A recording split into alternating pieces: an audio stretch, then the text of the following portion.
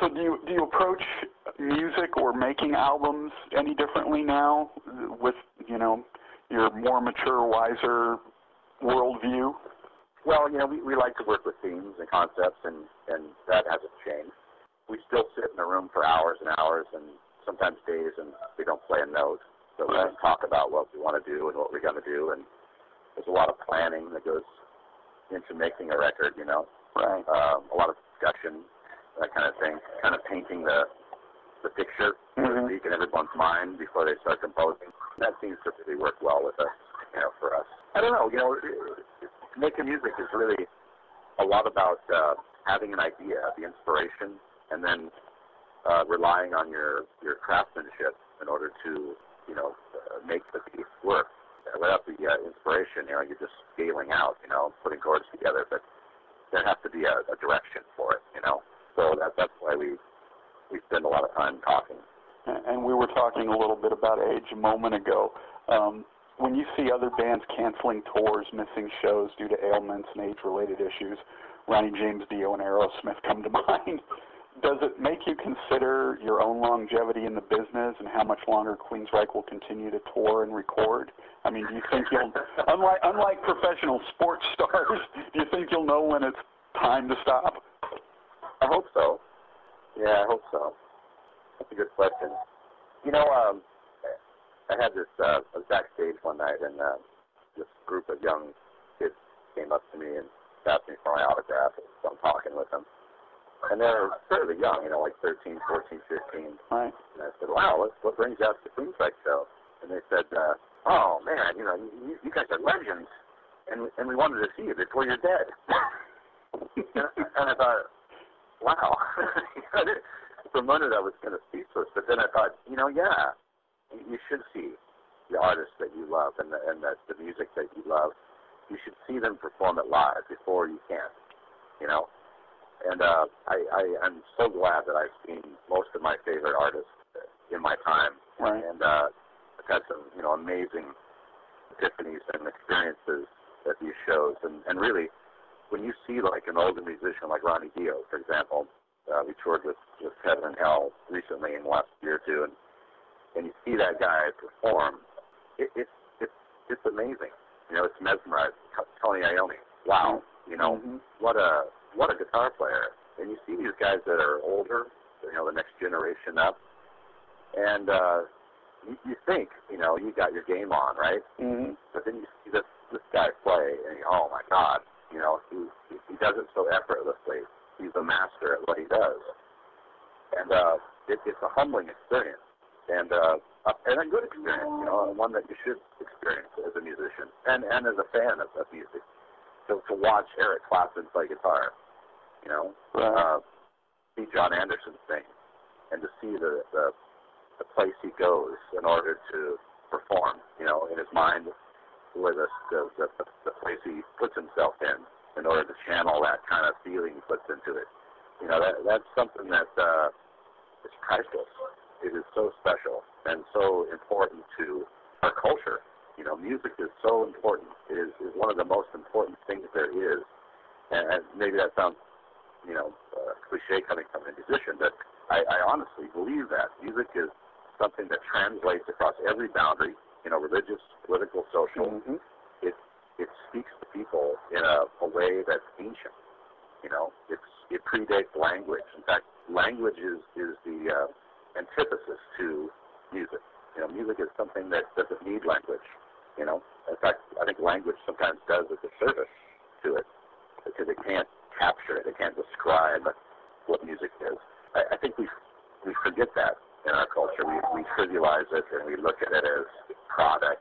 We look at it as, you know, the silly pop songs, teenager stuff. We don't give it the respect that it deserves as we once did. I've always sort of said music is like oxygen. I don't know how I'd survive without it. It's emotion. It's something that I need to breathe and sustain myself.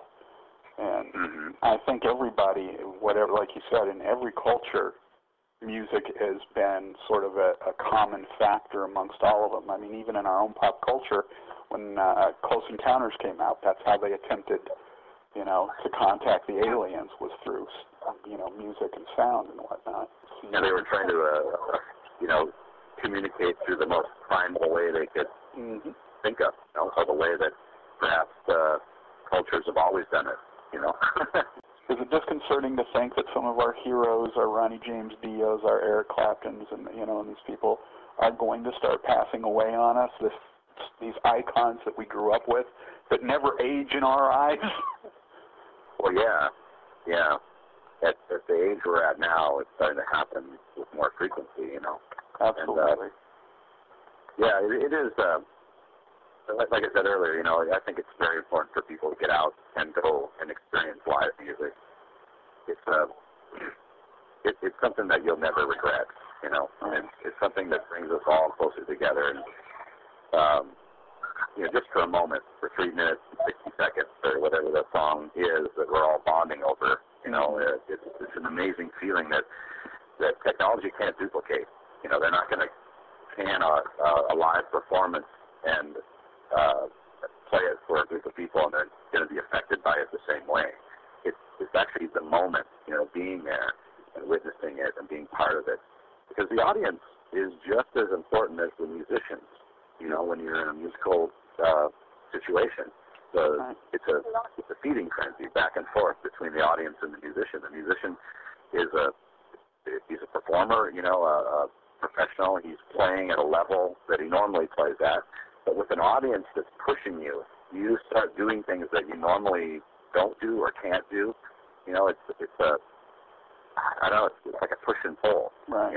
And the way the audience is pushing you, you're pushing back to them, and it's a back and forth energy that you can't record that. Right. It doesn't work. All these other bands out of our era of rock and metal and whatnot are, grouping together and going out on these little mini tours and everything.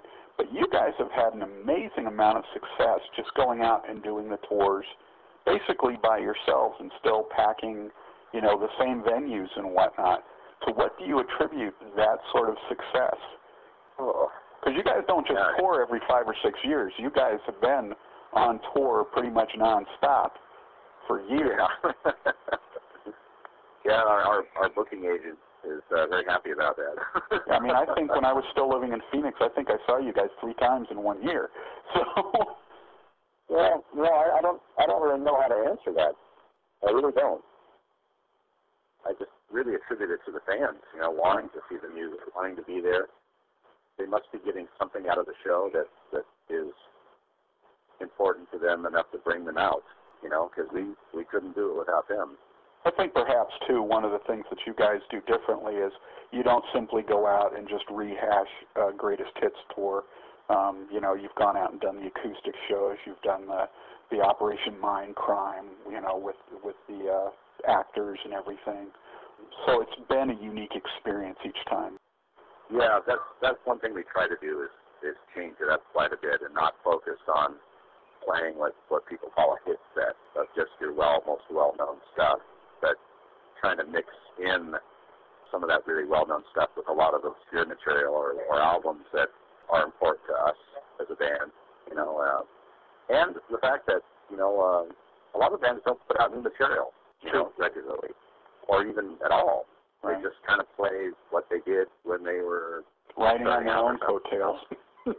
Yeah, and we've kind of steered clear of that, and we enjoyed the writing process, and we like making records, and we love presenting them live, and so that's what we do. That seems to work for us.